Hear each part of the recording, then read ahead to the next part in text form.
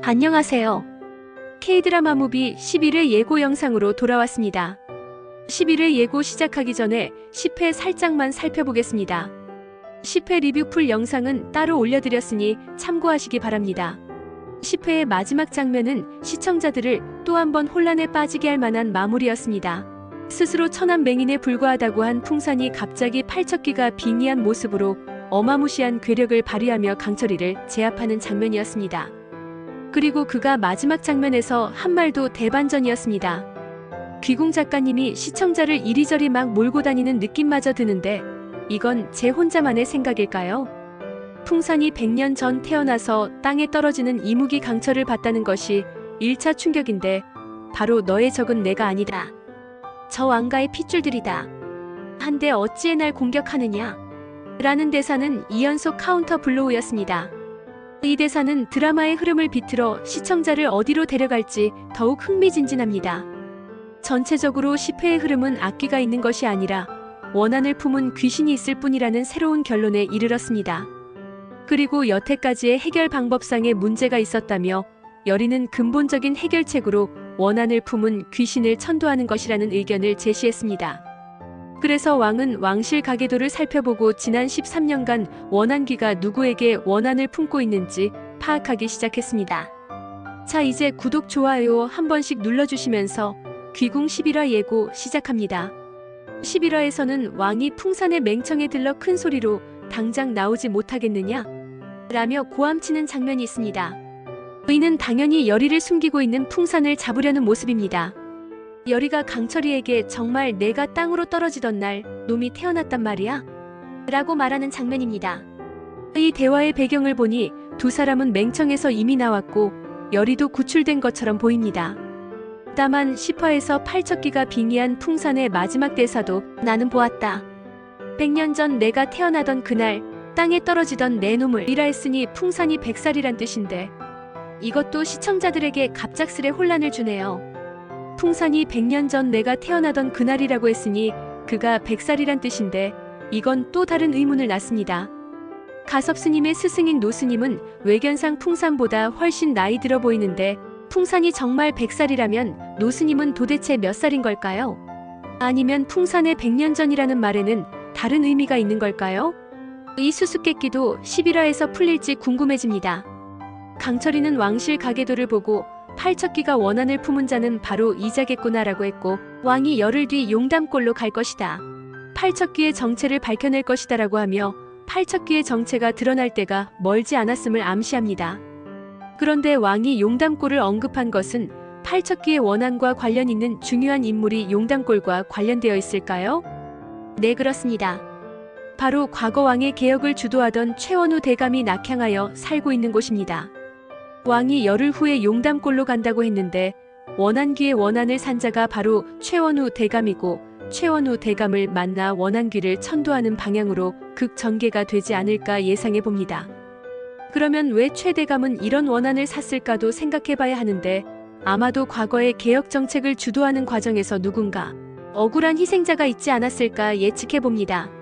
그렇다면 10화까지 방영된 지금 최원우 대감이 등장한 장면을 간단히 한번 살펴볼 필요가 있습니다.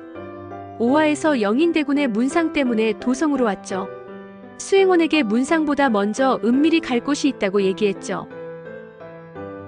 그 후 문상 겸 대비를 만난 후에 나오는데 외다리 귀신이 멀리서 지켜보는 장면이 나왔습니다. 6화에서는 은밀히 책회를 찾아가서 주변을 살피는 장면이 나왔죠. 7화에서는 왕이 최대감 집을 방문하여 만나는 장면이 나옵니다. 왕은 노비 개혁을 위해 최대감이 필요하다고 하며 복직해달라고 요청합니다.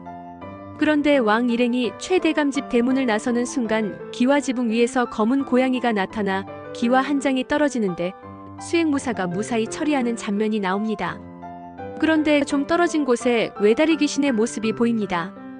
8화에서도 최대감이 등장합니다.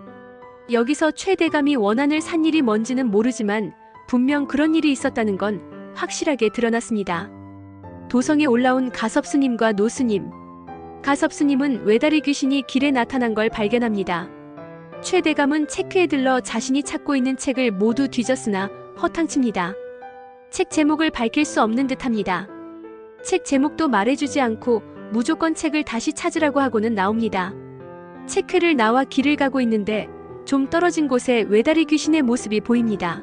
외다리 귀신이 지나가자 한 여자가 쓰러지고 뭔가가 엎어지는데 마침 지나가던 최대감이 깔릴 뻔한 일이 생기죠.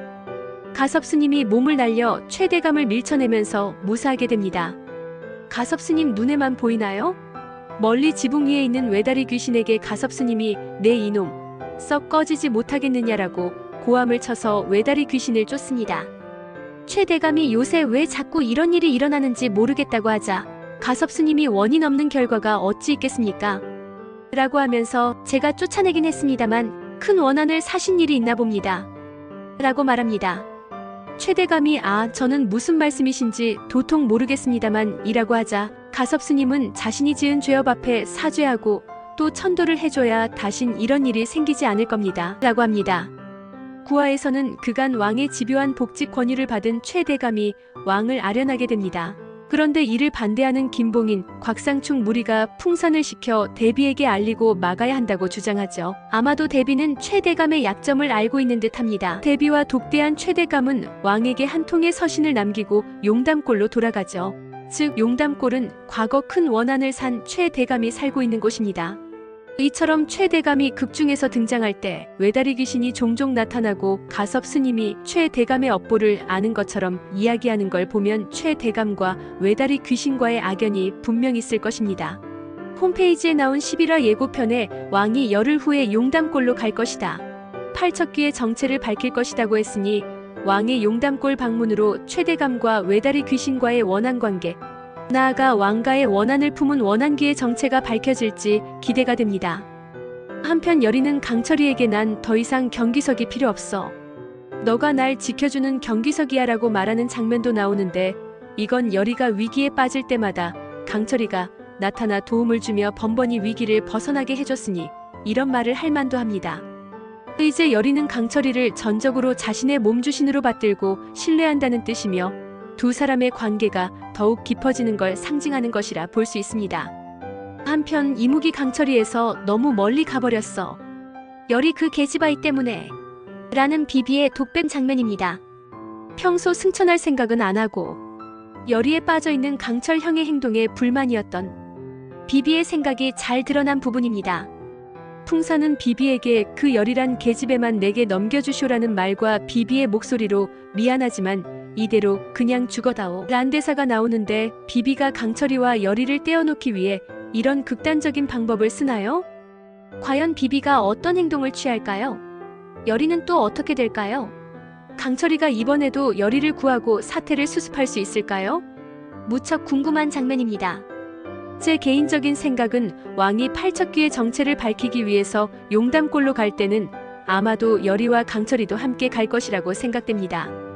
그렇다면 비비의 이 행동은 용담골 방문 전에 잘 마무리되거나 아니면 용담골 방문 후에 이뤄지지 않을까 생각됩니다. 이번 주 11화, 12화에서는 최원우 대감과 연루된 원한이 무엇인지 어떻게 해결될지가 주요 핵심이 아닐까 싶습니다. 이상 11화 예고 뇌피셜이었습니다. 구독, 좋아요는 제가 새로운 영상을 제작하는데 큰 힘이 되오니 꼭 부탁드립니다. 감사합니다.